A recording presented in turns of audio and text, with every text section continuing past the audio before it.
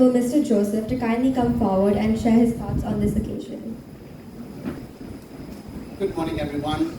Good morning. Nice to see a full house. Very happy Independence Day to all of us. It's a special day for everybody, for the country, for all of us here, and for all those who celebrate this momentous occasion in different parts of India and of the world. Professor Sakhar Dande, it's a great pleasure to know you. You're a teacher of repute, an activist of renown, a historian of distinction. But what is remarkable about so much of your work is that it extends beyond you. It seems that you dedicate much of your life to issues larger than you and beyond the immediate orbits of existence and personal living. And that's why it's a privilege to have you here with us today. Bless you in everything that you do for others, for our culture, for the state, for the country, and why even the world, because the message will spread. Ladies and gentlemen, girls and boys, to be free is lovely. To be free and independent is lovelier still. We have done very well for ourselves in these 75 years. While the world has shrunk, and for better or for worse, countries of the world are in, we can proudly hold our own in the Committee of Nations. Since gaining our freedom, we have grown and progressed immensely, economically, industrially, technologically, academically, socially, politically too, warts and all. We are a thriving democracy. And groups that were earlier marginalized are now visible and are heard. Their voice counts. In areas of sporting achievement, in creativity and innovation, in the robustness of our democratic institutions, we have a lot to be very, very happy with and proud of. If we just look at countries in our immediate neighborhood, we know, and look no further than them, we know we have done splendidly. Not to say there isn't much yet to be done, but in 75 years, cumulatively, we have done very well. But the lives such as those of Professor Sakhar Dande remind us that one cannot completely rely on others to do what we should. In fact, straight after this program, he's attended one program, he's come here to be with us, left that process. Less than for allowing you to leave while we are not letting you go. He goes straight to Old Goa to have a heritage walk and a cleanup mission. And then he goes again at 4 o'clock for another program to do with saving heritage. No freedom for him today. But democracy is a privilege. And with that privilege comes responsibility. More importantly, a shared responsibility.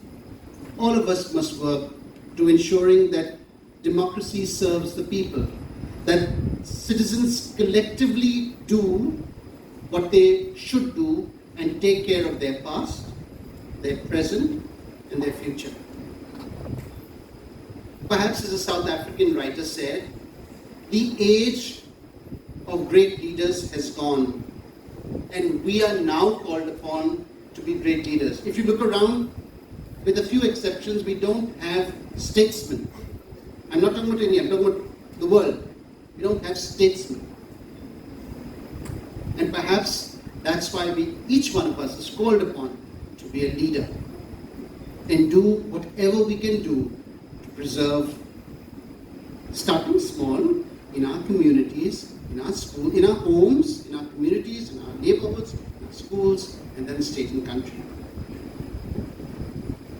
May our children receive this education and training so that when they grow up, they're responsible citizens of the world, and may I hope you will encourage them, we will encourage them to join public service, join politics, so that we get the leaders we deserve. The second thing that I want to talk about is about national consciousness. This feeling of being an Indian. We're a wonderful nation. We draw from so many different strands of humanity that it's almost impossible to talk of one India.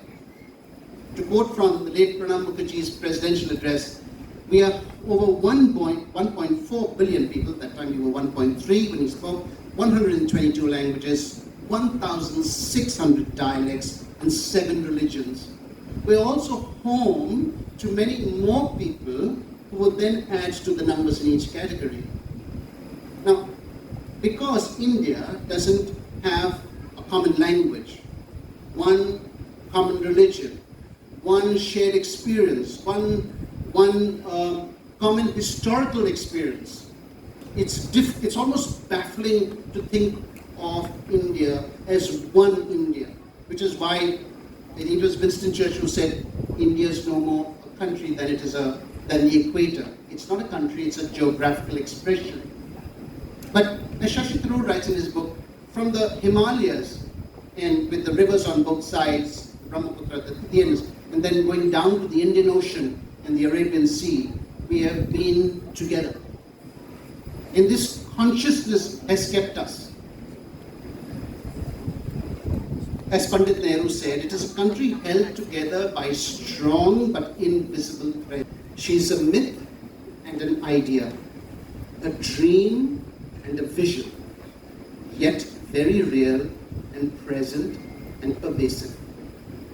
In relation to this, I ask, is the whole more than the sum of its parts, or is the sum of its parts greater than the whole? Is the idea of Indianness more important than the collective force of the beauty of all the other nesses?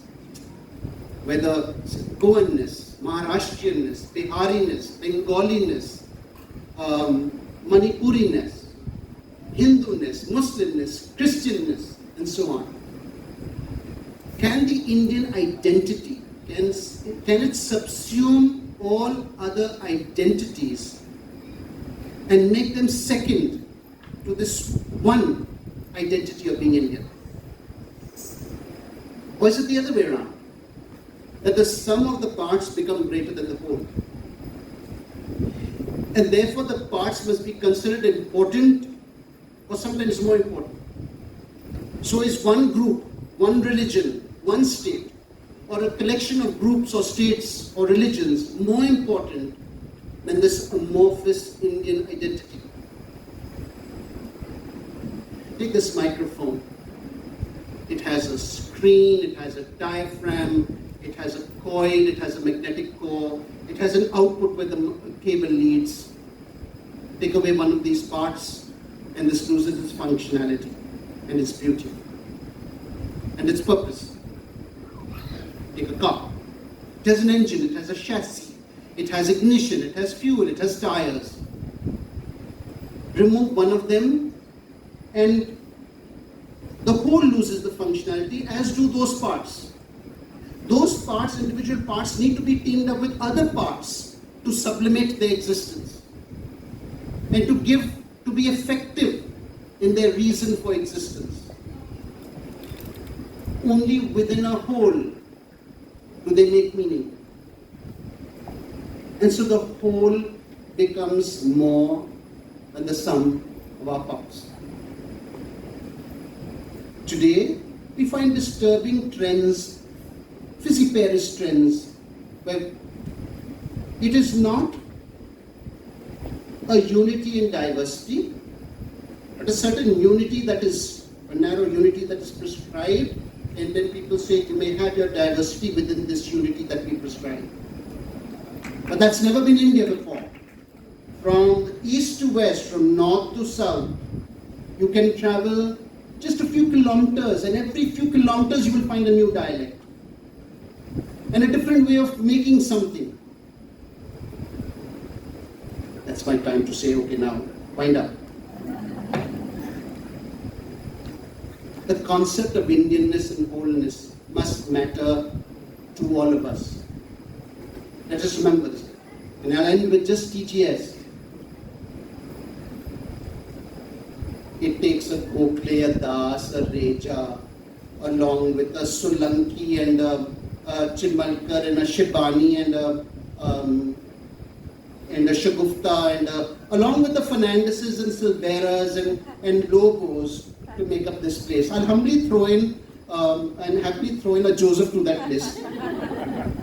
Just as it takes a Tengse, an Almeida, a Shinde, a Huja, a Solanki, right? Along with a D'Souza and an Alvarez and a Buhari Sanchez, Buhariwala, half Mexican too, to take this student body forward. But to look at them is to be united by one name, Gera, or Grecians as we refer to ourselves. And all other identities, when you see somebody, it's more a TGS, member of a TGS community. Everything else, that identity subsumes all others. Not your caste, not your color, not your creed, not the car you were driven in today to drop you off to school or whatever. Just that logo that you wear, and that we wear, that we are a part of. We remember this remains this Gulistan, wonderful things that we've heard by Kaya and Agastya and all the. Ultimately, we have to safeguard our freedom, our democracy, the loveliness of this beautiful land.